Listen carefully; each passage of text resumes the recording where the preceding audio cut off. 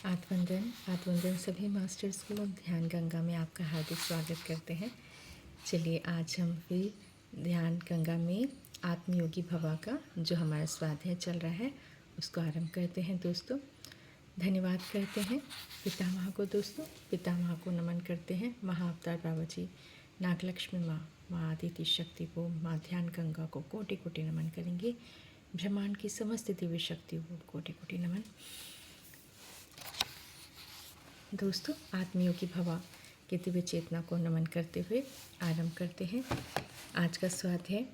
जो पितामह को संदेश मिले थे करताल के प्रामिड दिव्य ऊर्जाओं में, जब हम ध्यान करते हैं उनकी ऊर्जाएं बढ़ती हैं। आप सभी जानते हैं प्रामिड की वो दिव्य शक्ति को कि वो जो ध्यान है वो पूरी तरह से हम सभी को यूनिवर्स से जोड़ते हैं। तो जो ये ध्यान की जब ध्यान किया तो पितामह को ही संदेश मिले थे। तो दोस्तों आज का जो शीर्षक है निश्चित रहना ही मोक्ष है। ये आज का शीर्षक है। जो मौन में रहता है उसको मुनि कहते हैं। जो विशेष मौन में रहता है वह मुनीश्वर है। रमन महर्षि मुनीश्वर थे, वह पूरा जीवन मौन में रहे। हमें इतनी बातें क्यों करते हैं?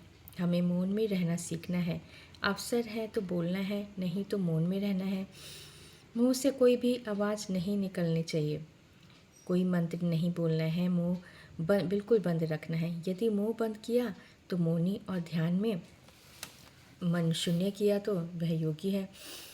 बात करते समय जागरूकता होना बहुत आवश्यक है। कम बोलना, कितना बोलना, सोच समझ कर बोलना, केवल सत्य बोलना, यही ज्ञान है। जहाँ जागरूकता नहीं वहाँ बात करने में सच्चाई नहीं। जो जागरूक है उसकी बातों से सच्चाई झलकती है। यह ज्ञान से आता है। उसकी बातों से सच्चाई झलकते हैं। यह ज्ञान ध्यान से आता है। ज्ञान के बाद हम जो धर्म कर्म करते हैं उसमें न्याय होता है।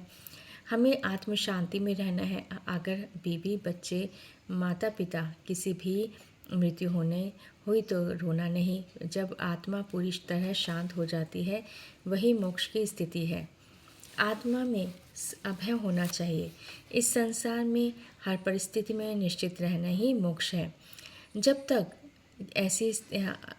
ऐसी अभय स्थिति नहीं आती हम बार बार जन्म लेते रहते हैं। यह अनेक जन्मों का सिलसिला है। जो लोग इस स्थिति को प्राप्त कर लेते हैं वह नक्षत्र लोक में प्रशासक बन जाते हैं, है ना। नक्षत्र लोक है ना दोस्तों। जैसे आप सब जानते होंगे नक्षत्र लोक में सप्तऋषि की पत्नियां हैं ना। जैसे कि महर्षि ऋषि वशिष्ठ जी की पत्नी अरुंधति माँ, है ना, उनको भी नक्षत्र लोक में है। वो कहते हैं कि उनका इतना ध्यान किया और उनका जो विचार था वो इतना सुंदर भाव था, इसलिए उनको शिव जी ने ऋषि वशिष्ठ जी के नीचे ही उनका एक जो कहते हैं ना तारा है, वहाँ पर वो समूह है उनका, वहाँ पर उनका स्थान दिया गया है। तो यही है, स्थिति जब बहुत अच्छी हो जाती है तो नक्षत्र लोक में भी स्थान मिलता है।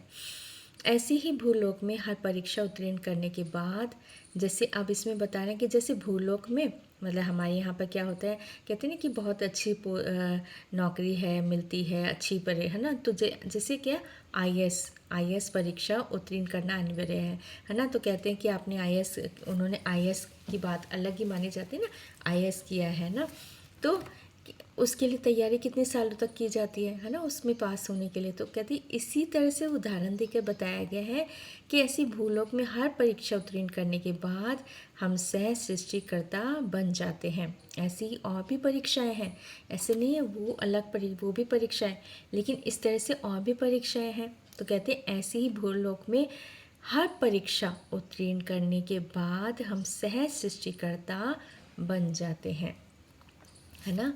तो तब हम क्या करते हैं, सहयोग करते हैं, है ना। तो इस तरह से कितना सुंदर भाव से बताया गया है कि हमें मौन ध्यान करना है, मौन में रहना है, मतलब जो ज़रूरी है उतना बोलना है, अगर आवश्यकता नहीं है तो नहीं बोलना है।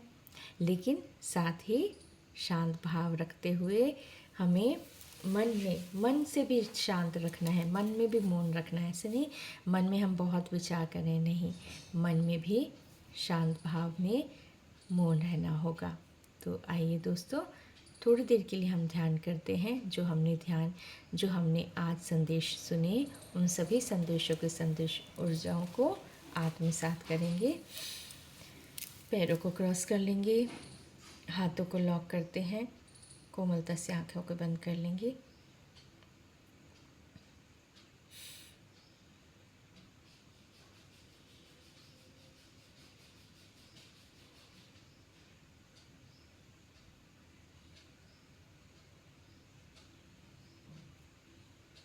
आनापानसति ध्यान करते हैं दोस्तों।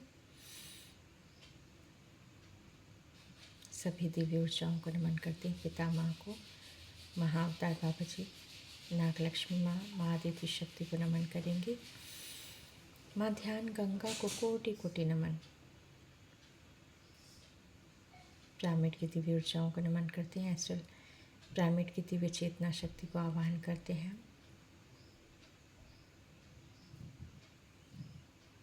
हमारे साथ क्रिस्टल पिरामिड की दिव्य ऊर्जाएं जुड़ चुकी हैं।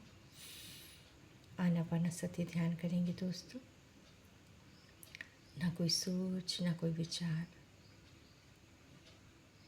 केवल शांत।